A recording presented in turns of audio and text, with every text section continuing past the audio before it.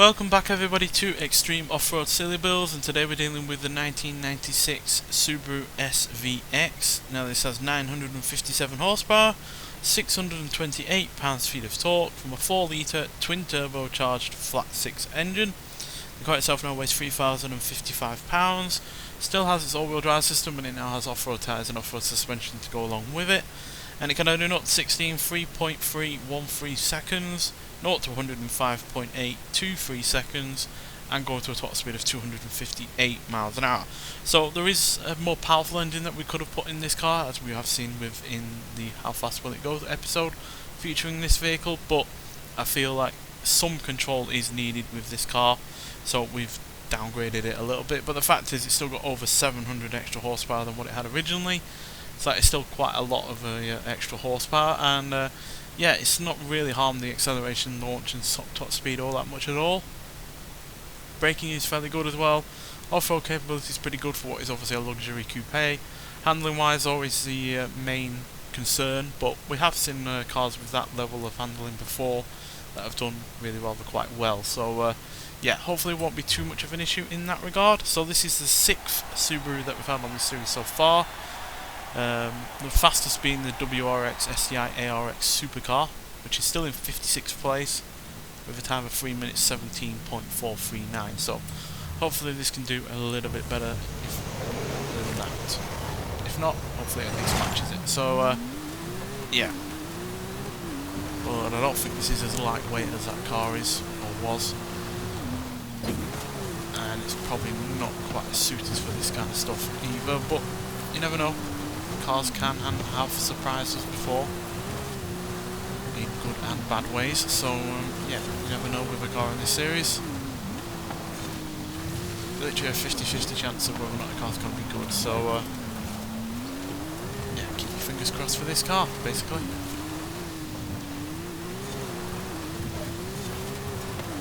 No major issues so far. Some pretty good rate of speed on the go.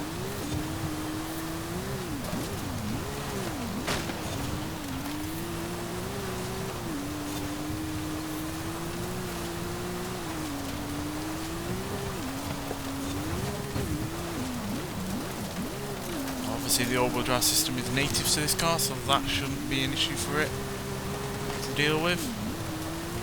What might well be an issue is the massive increase in power and the fact the suspension and the tyres are not the same.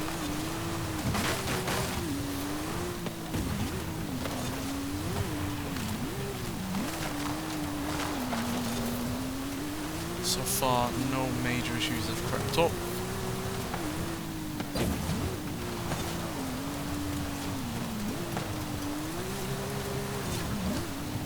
Even the fact it's not particularly a lightweight car for what is a mid-90s coupe isn't really playing any havoc with the car's braking or the handling.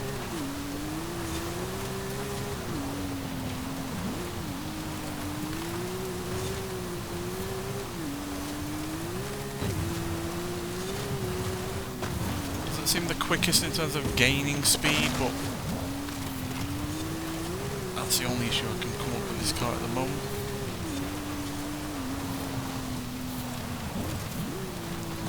It's fairly agile.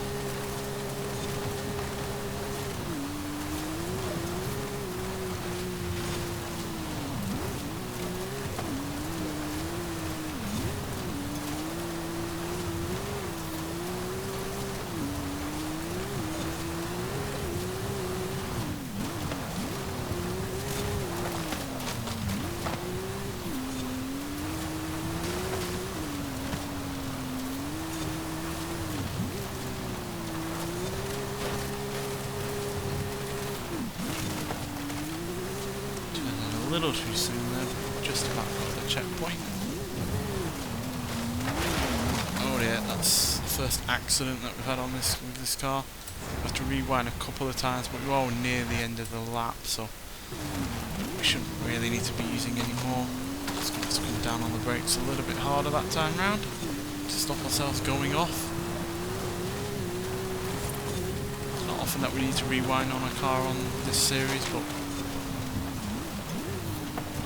we still have that free rewind limit, just so we're not constantly trying to correct a mistake. If we can't correct it, that's goes, quite frankly. So yeah, not the fastest Subaru that we've had by any means. It's far off the pace of the WRX STI ARX supercar at 3 minutes 22.786, which puts us about 5 seconds behind that Subaru. We're also just under 4 seconds slower than the Subaru WRX from 2022, but we are quicker than the Brat GL, the Legacy RS from 1990, so we're quicker than a same decade vehicle from Subaru, and we're also quicker than the STI S209 as well. So yeah, that's fairly decent in terms of being the third fastest Subaru that we've had on this series so far. Mid-table, because it's 3 out of 6. So yeah, but compared to other vehicles in this series, we're quicker than the GMC Typhoon. We've actually split up the two GMCs now, as this is quicker than the Typhoon, but ever so slightly behind the Cyclone, so they have finally been split up. We're also quicker than the Jimco Hammerhead Class 1, Mitsubishi Galant VR4, Mercedes-Benz G63 AMG 6x6, Ford Supervan 4, Nissan Sentra Nismo, an Aston Martin DBX, and a Toyota Hilux AT38.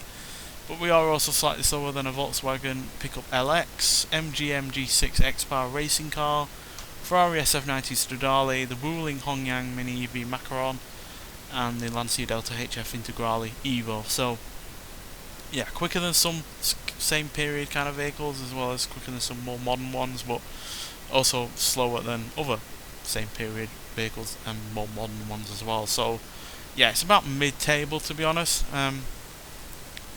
Glad we finally broken up those two GMCs though, because it was looking a bit circumstance that they were so close together. So yeah, we've finally broken those two up, but yeah, it's not the quickest Subaru that we've had by any means. Like I said, 3rd out of 6, so that is exactly mid-table. So yeah, but there was no issues with it really, to be honest. That extra weight probably didn't help in terms of the initial acceleration out of corners, but outside of that, yeah, it was pretty reasonable, to be honest. So yeah, might have been able to deal with the extra power, but if we were going to give it extra power, that would have meant an extra 313 extra horsepower, which might have been a bit too much for it to deal with, especially with the you know, dealing with that power on this course. Granted, the engine that we would have put in to give that extra power does have also more torque as well, so that also could have played havoc with it, as yeah, you're talking about well over, well, you're talking about nearly 300 extra pound-feet of torque as well. So yeah, I think the extra torque and the extra power might well have been too much for it on this course. It's helpful on how fast will it go, but for this course we do need some control. But obviously we did also have some uncontrollable moments as well, so I feel that the car would have been even worse in terms of that regard if we had given it more power. So yeah, it's about a compromise and trying to come to a reasonable level of power that the car can deal with, because we could shove every car in this series with the maximum amount of power and yeah, they just wouldn't be able to handle it for the most part. So yeah, got to keep it under control at some points, but at the end of the day, it's well over 700 extra horsepower over what it had originally, so it is still extreme in that regard. Nonetheless, so thank you for watching, and I'll see you in the next one. Bye.